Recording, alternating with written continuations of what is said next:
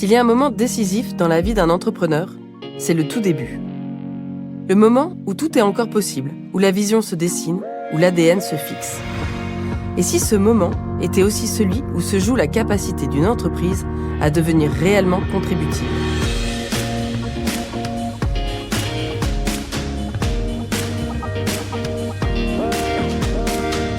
Bienvenue dans Net Positive Business by EDEC, un podcast pour découvrir le net positif, ses fondamentaux et comment l'intégrer dans la stratégie d'une entreprise.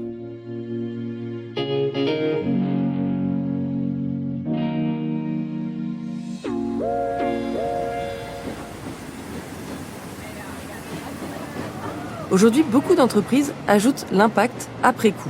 Un label, un rapport RSE, une compensation carbone. Mais certaines cherchent à faire exactement l'inverse, intégrer l'impact comme un principe de conception. Ce qui nous a amené à travailler sur l'entrepreneuriat net positif, c'est d'abord un double constat. Justine Soudier, directrice adjointe de l'entrepreneuriat à l'EDEC et directrice d'EDEC America sur la côte Est. D'un côté, comme beaucoup, on voyait très clairement que continuer à faire du business comme avant était plus possible, avec un dépassement très clair des limites planétaires évidemment, et donc des conditions mêmes qui rendent l'activité économique possible. Et de l'autre côté, nous, on travaillait au quotidien avec des entrepreneurs à travers les incubateurs EDEC. Et ce qu'on voit, c'est une énergie incroyable, c'est une capacité à innover, à tester et concrètement à remettre en cause des modèles existants. Quand les entreprises sont conçues dès le départ pour être contributives, elles créent forcément des précédents. Et ces précédents peuvent diffuser, inspirer, parfois transformer des standards entiers. Cette analyse est fondamentale. D'un côté, un contexte macro, le dérèglement climatique, les tensions sur les ressources, la pression réglementaire croissante, les exigences nouvelles des consommateurs et des investisseurs.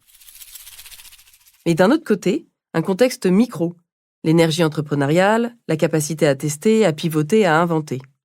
Autrement dit, le problème est systémique, mais la solution peut être expérimentale. Les startups ont cette capacité rare, elles n'ont pas encore d'héritage lourd, ni de dettes culturelles massives, ni d'infrastructures impossibles à transformer. Le tout début est donc une fenêtre stratégique unique. La question devient alors, est-ce qu'on développe une entreprise pour exploiter une opportunité ou pour contribuer à un futur viable ? Quand on parle d'entrepreneuriat net positif, on ne parle pas forcément d'entreprises fondamentalement parfaites, on parle d'entreprises qui sont lucides.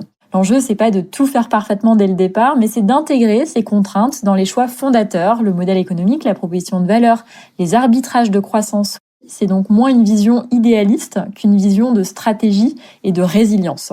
Le mot-clé ici est lucidité. Ce n'est pas un discours moral, ce n'est pas une promesse héroïque, c'est une posture stratégique.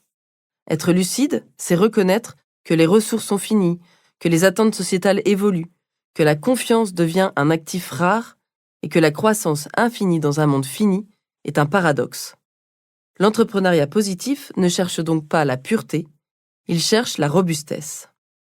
Dans un monde instable, les entreprises qui n'intègrent pas ces paramètres dès le départ créent des vulnérabilités invisibles. Ce n'est pas une question d'image, c'est une question de survie stratégique.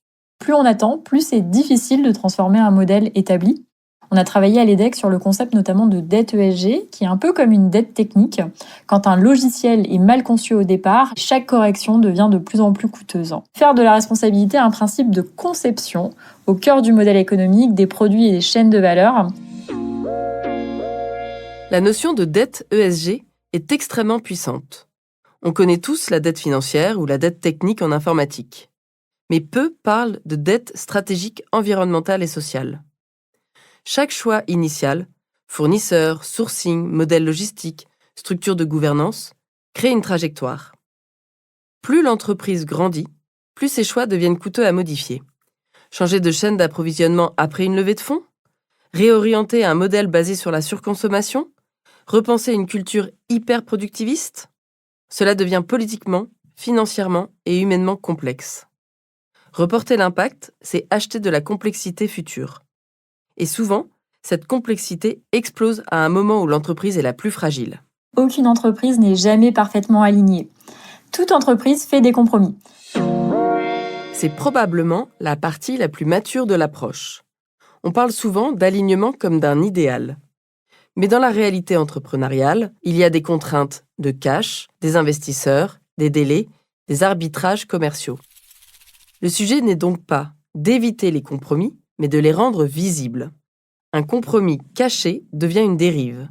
Un compromis explicité devient une décision stratégique. Le registre des compromis, c'est presque un outil de gouvernance avancée.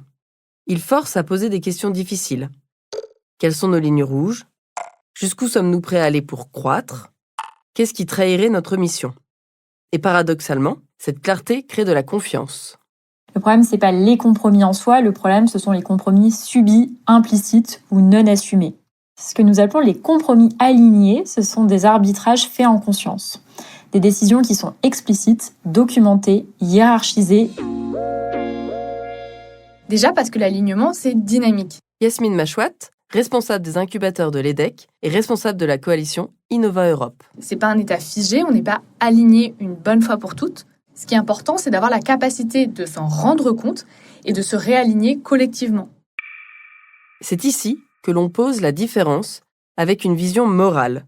Ce n'est pas la perfection, c'est la cohérence. Ce que propose la méthode Align est intéressant parce qu'elle complète le dogme entrepreneurial dominant. Depuis 15 ans, le Product Market Fit est devenu la quête ultime. Trouver un marché, croître vite, lever des fonds. Mais le Product Market Fit ne garantit pas la durabilité. L'alignement Fit ajoute une dimension fondamentale. La mission donne la direction, le modèle économique donne la viabilité, les pratiques donnent la crédibilité. Quand ces 3 piliers sont alignés, l'entreprise développe une cohérence profonde. Cette cohérence devient un avantage compétitif. Elle est difficile à copier, difficile à attaquer, difficile à discréditer. Après avoir accompagné plus de 200 entrepreneurs dans nos 3 incubateurs EDEC, on va y revenir les mêmes tensions. Align travaille cet alignement sur 3 niveaux. Le premier, c'est l'alignement de l'entrepreneur avec son projet. Sa mission, les valeurs, ce qui fait sens, ce qu'il ou elle veut vraiment construire. Ensuite, il y a l'alignement du projet avec les besoins du monde, pour contribuer à un futur souhaitable et pas seulement à une opportunité de marché. Et enfin, l'alignement interne de l'entreprise. Et l'objectif, c'est de compléter la quête du fameux Product Market Fit. Justine Soudier. Quand ces 3 éléments ne sont pas alignés, à l'inverse, on voit apparaître très vite des tensions, des arbitrages contradictoires, des décisions difficiles à justifier, une perte d'énergie dans les équipes et une défiance progressive des parties prenantes. Il existe plusieurs théories. La théorie du donut nous rappelle que l'économie opère dans un espace délimité. En dessous, le déficit social. Et au-dessus, le dépassement écologique. Créer une entreprise aujourd'hui, c'est accepter d'opérer dans cet espace sûr et juste. Cela oblige à se poser une question radicale dès la création.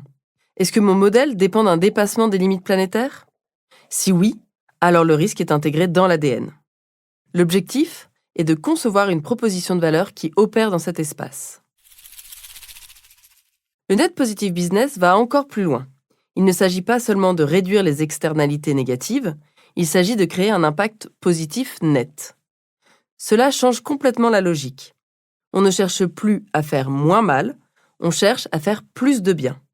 C'est un changement de référentiel. Une différence avec la RSE, ce n'est pas réduire l'impact, c'est générer un impact positif net mesurable.